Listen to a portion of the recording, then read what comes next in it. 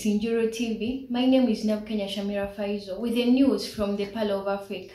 As we are celebrating women in this month of March, we would like to congratulate every woman who has achieved something in this year. Here is the news from the Pearl of Africa. Thanks for watching Isinijurutv.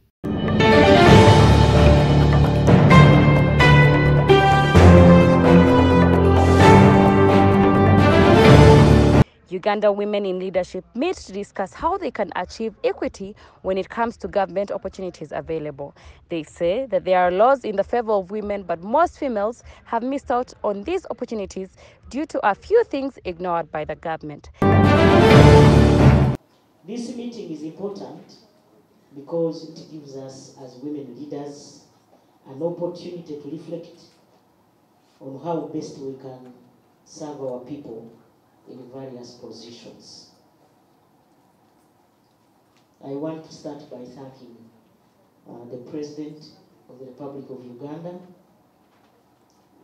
for the long-standing and consistent support he has shown to the cause of women empowerment and emancipation. For the first time in the history of Uganda, we have been in many leadership positions, but we have never got a prime minister. These leadership positions we get an opportunity and a chance from God. And therefore, we must use them for helping our fellow women who are still in the periphery. We have seen women being placed in different institutions, different bodies, and that's not something that we should take for granted. However, Honorable Minister, I always say, the government said at least, the Constitution says at least 1/3. But we have seen that time and again, it is just that 1/3. When constituting votes, just that 1/3 that is considered.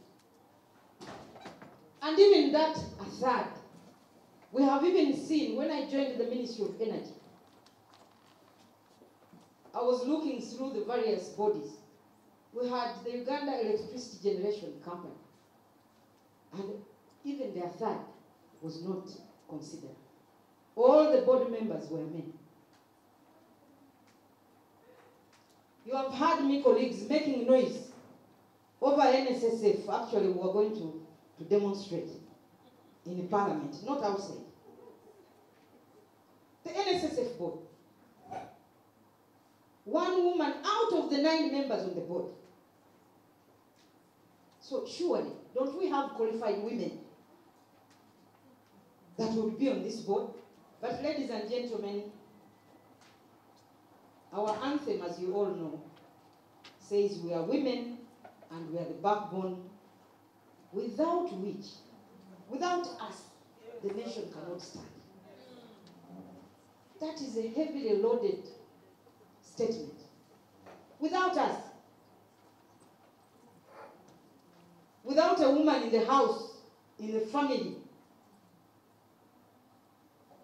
is that home organized?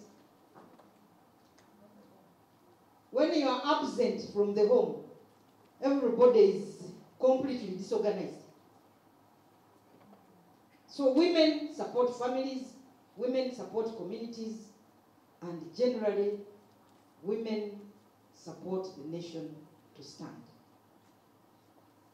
This role has to be recognized, and recognizing our actions in the various places, positions that we hold. For what we have, let us first say we come together and celebrate. Now we have the Vice President is a woman, Prime Minister is a woman, Deputy Speaker is a woman, ministers, she will tell you, I don't want to dilute the figure, she will tell you the figure, but the women ministers, women members of parliament, in the judiciary, in Supreme Court, Court of Appeal, we have women who are sitting and determining cases. We have the DPP, we have the IGG, we have KCCA, we have UMRA, we have what? It's indeed time to celebrate. Good enough, the Prime Minister said, not yet time, not yet Uhuru. So while we celebrate these other ones, we also come today to draw strategy, because for us in the Ministry of Gender, Labour and Social Development, we are a coordinating ministry. We are supposed to coordinate all the MDAs, all the ministries, all the arms of government to move in one direction. And we say, if for women we want to achieve in these 5 years, what is it that we should achieve? Our role is to coordinate you, to tell us what you want us to do. We want to concentrate on about 5 priority areas which we can prepare and push, since we are strategically placed, since we also constitute a critical mass. At least in Parliament, we are about to 35%, but this affirmative action drive has now stagnated for the last 10 years. We have never been able to go beyond 35%, and we are unlikely to if the status quo is maintained. Because for several times we have been trying on the open seat, we have never gone beyond 20. Even when the law does not say don't contest there. We try our best. At one time, we had 114 candidates, but we only managed to get 20. That was in the 10th Parliament.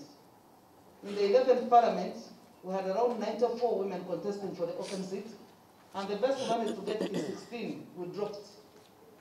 So that law has also stagnated us in a way, and we want to see how we can break even now, because we don't want to settle for less, we want to settle for equality. And we don't want it diluted. That's why we have to speak out openly about it. We want to appreciate that we've had various laws enacted. The Anti-FGM Act is in place. The Domestic Violence Act is in place. I'm singling out these two specifically because we have huge challenge. We have seen the rampant cases of domestic violence against women. We have seen FGM continuing. I recall when I was in the Ministry of Health, I don't remember the year, I think it was 2015, when there was low harvest in Sebei sub-region. And what did they do? They said the low harvest was because of the women who had not yet been, whose genitals had not been mutilated. And they had to round all of them up. I don't know whether that increased the harvest in the next year. Can you imagine? So we have a challenge. We have the very good laws. Our biggest challenge remains the enforcement, the implementation of these laws, Honorable Minister. And something must be done. There has been a significant investment in SDG 5. When we look back at MDG 3, which was the successor of SDG 5, MDG 3 was the least funded of all the Millennium Development Goals. And one would think that we would learn from our lessons, and in bringing about SDG 5, UN Women was at the helm of affairs in ensuring that this had a very important role within the spectrum of 17 goals. So it is not only a standalone goal, it also has targets and indicators across all the 17 goals, which shows that without the implementation, financing, focus, advancement in SDG 5, we will not be able to achieve any of those goals. that is just a very important issue, and we need to take that at the back of our minds.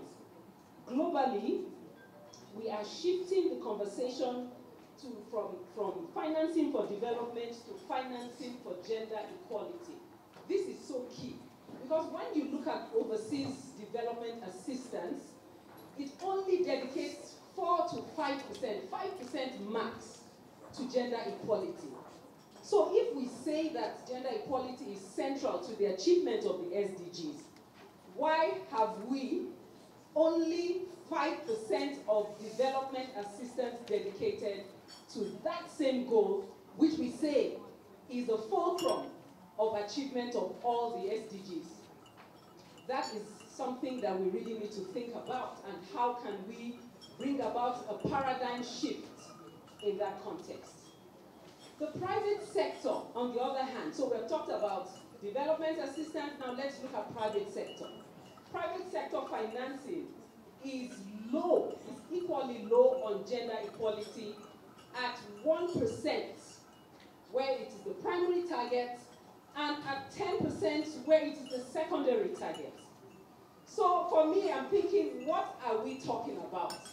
If analysis has shown us that without a true focus on SDG 5, we cannot achieve all the 17 goals, then more action, more commitment, more accountability to this goal is required.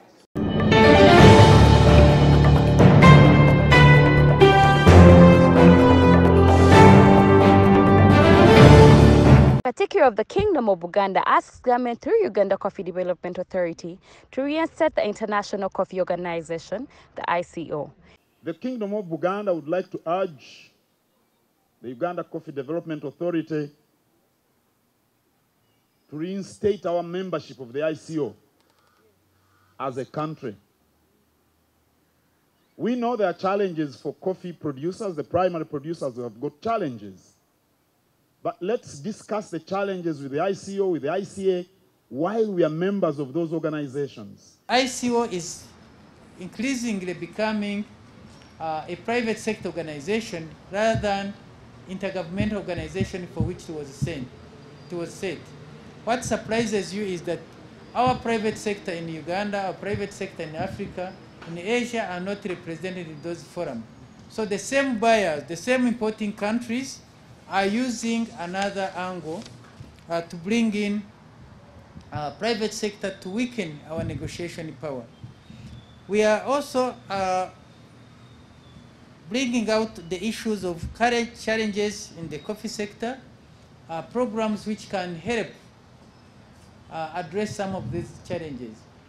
Uganda is an exporter of coffee. Importing countries of our coffee are also re-exporting our coffee, and they are adding more value and earning much more money than Uganda. Whereas Uganda, we are proud to be exporting a lot of coffee. After exporting our coffee, other countries, even before they add value, they re-export our coffee and make much more money. So when they put tariffs and barriers to our trade, actually we think this is very unfair. But also they are adding more value on our coffee, and they don't want us to export value-added coffee.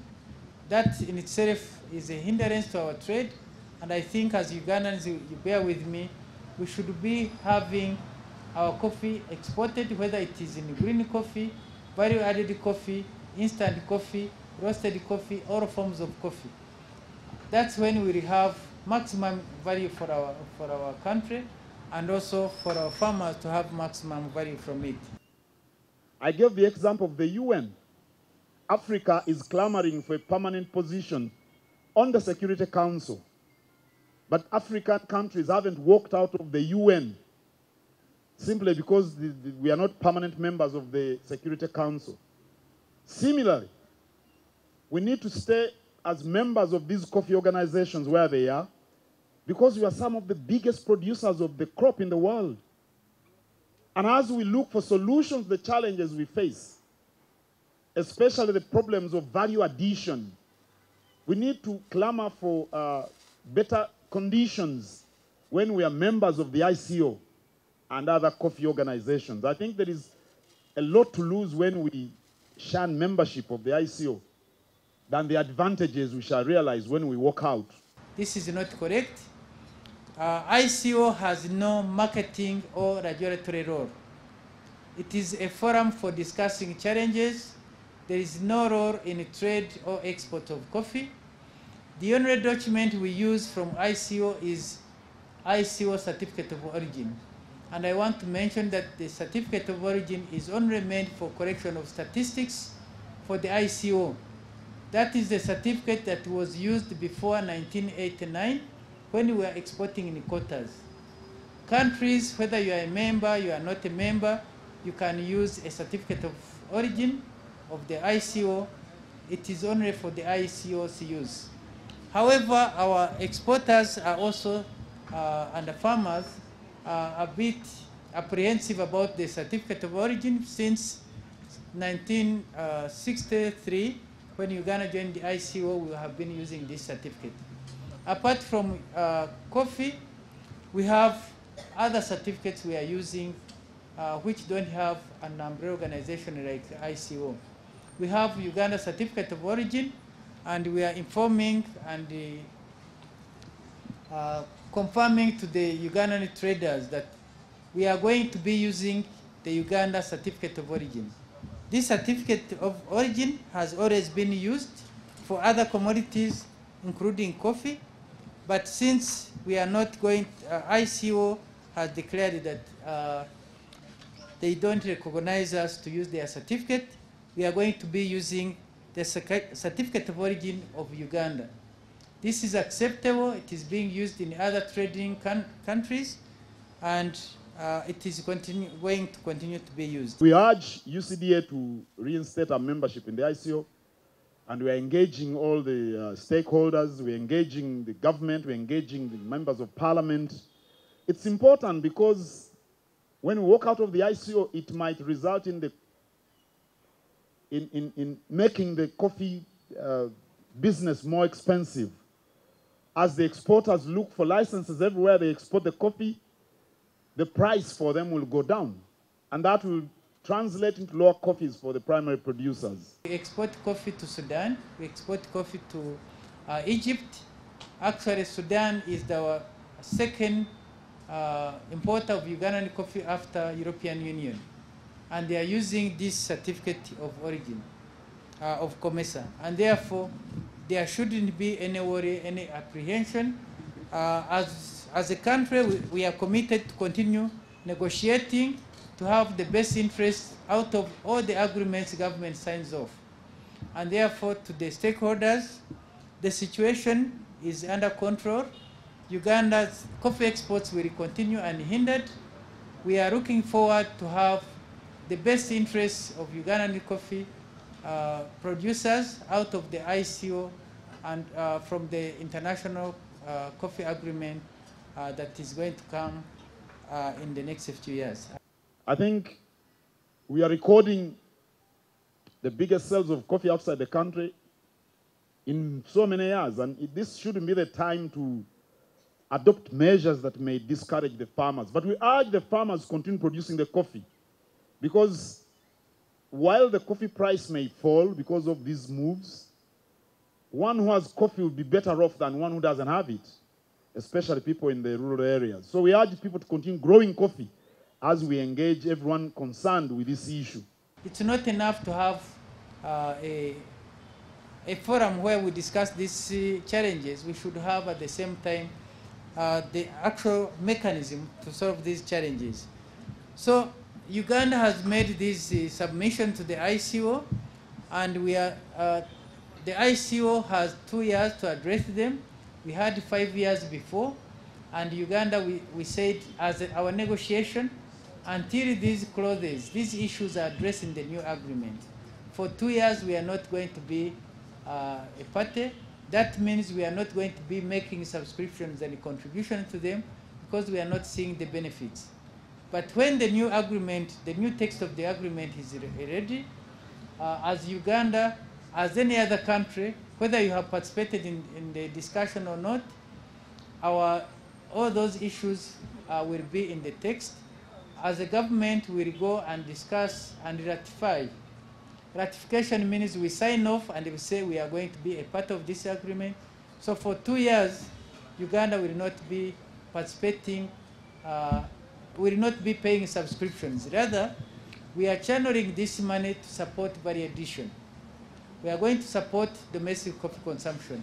We are going to support programs that address the coffee farmers in Uganda, that address, that brings more incomes to the farmers, that brings more revenues to the country. And we believe we are going to be, these are genuine issues which are within the interest of coffee producers. We have other countries which are supporting Uganda's position. The Uganda's High Commission in London has been spearheading these negotiations, and other countries have also been supporting us, and we believe this is the way to go. But also in alternative, and in addition to, we need to strengthen Africa as one voice. So we are working with another organization for which Uganda is a member, the Inter-Africa Coffee Organization, so that we continue taking the agenda of coffee to a higher level. And this through the Inter-Africa Coffee Organization, Uganda, we are discussing with the African Union to consider coffee as a priority commodity, so that there is more focus on coffee and the challenges in the coffee sector can be addressed at the African Union level. So we are not looking for outside support. We want to start with our own support.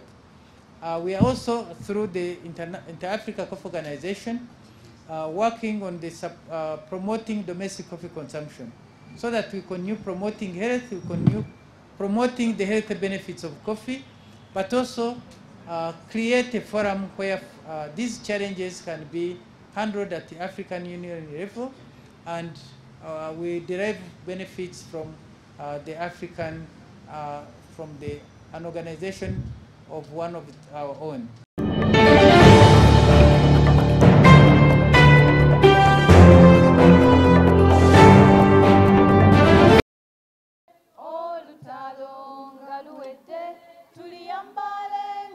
The National Unit Platform Women League is concerned about the state of women's rights as the world celebrates Women's Day. The leader of opposition party says something must be done by both the government and the parties in the opposition because this is a common goal. The state of women's rights as a national concern. This is the state of women's rights and challenges impeding full enjoyment of women's rights in Uganda currently. Notwithstanding the various successes, the measures necessary, including adequate plans and budgets to ensure the implementation of national laws, policies, and programs are limited. In addition, there are reforms needed of the discriminatory laws, such as laws on marriage and divorce. In the absence of such a law as the Marriage and Divorce Bill, the protection is piecemeal and significant gaps continue to exist. Similarly, harmful practices such as forced marriages, child marriages, bride price, widow inheritance, discriminatory inheritance, and violence against women continue to prevail. The gaps between policy and practice reinforces the state of women's rights in Uganda that continues to be dire. Some of the challenges that continue to impede the full enjoyment of women's rights in Uganda include: 1, the women's land rights. Women have remained the most deprived, discriminated, and have been denied rights to own land, both ancestral, before marriage, in marriage, and out of marriage. Some cultures still consider women as property to be inherited. These have often made rural women and girls more inferior, vulnerable, and marginalized in both public and private spheres. 2, the poverty and inequality. 25% of Ugandans are in wage employment, where taxes are levied on their income, and only 20% are engaged in non-agricultural enterprises. Majority of Ugandans in the labor force therefore work in the agriculture sector. with 82% of it being women. Any shocks to the agriculture sector, therefore, means more Ugandans, majority of women who are engaged in subsistence farming to earn a living, will likely slide into poverty. I associate myself with the statement read by our chairperson of the National League, of the Women's League of the National Unity Platform, but I would like to say something about the effects of human rights abuse to women. For all of you who have been following the National Unity Platform, you know that we are a young party, but we've gone through a lot. And for all of you who are seeing those pictures of men who have died and women who have died, of course the number of men who have died are more than the number of women. But the number of women who've been affected by the human rights abuse is more than the men. Apart from the people who have been killed, there are people who are in jail.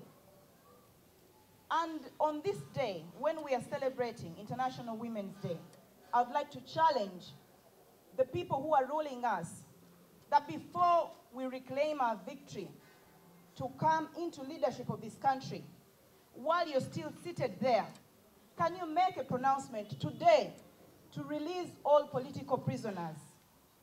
Because only then will women get some kind of relief. Because most of the people who have been arrested are men, but at the end of the day, it is women who are affected. The mothers, you have seen recently, the mother of Honorable Segirinya at Parliament, crying, fainting in the road. You have seen here women coming with their children. I know there are comrades of ours who are in jail. Their wives gave birth and they're not even aware. They've never looked at their children. I know of our comrades who have lost parents because they've run away from this dictatorship. We have buried many parents of comrades because of human rights violations. The Women League of the National Unity Platform joins fellow country women and men and the rest of the world to commemorate International Women's Day. Marked every 8th of March, the International Women's Day brings together governments, charities, corporations, academic institutions, and networks to celebrate the social, economic, cultural, and political achievements of women while demanding for gender parity. The 2022 national theme, Gender Equality for a Sustainable Tomorrow, Break the Bias. International Women's Day celebrates the economic, social, and political achievements of women and recognizes the challenges that they face as they seek to enjoy full and equal rights and opportunities with men, and makes recommendations to address the inequality.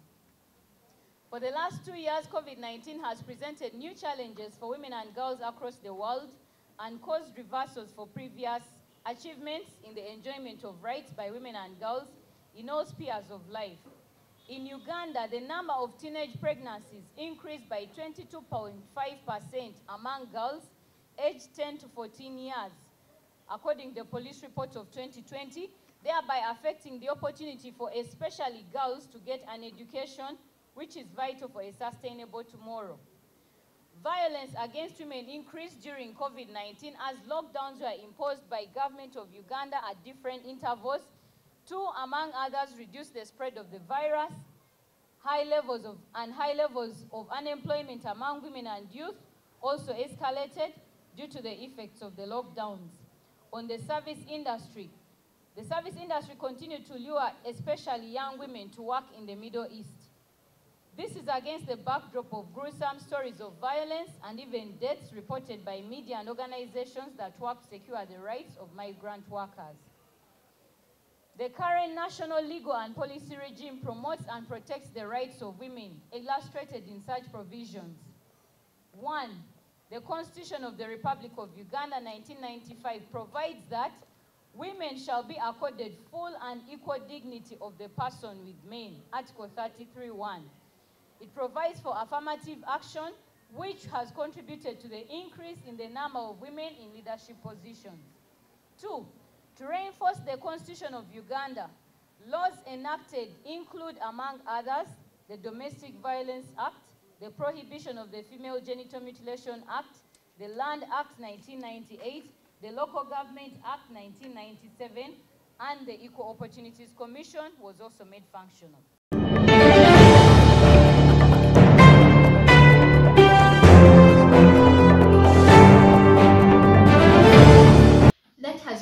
news from the Pearl of Africa. Thanks so much for watching. We promise to give you the latest updates from the Pearl of Africa. Napkanya Shamira Faizo for Isinijurutv here in Uganda.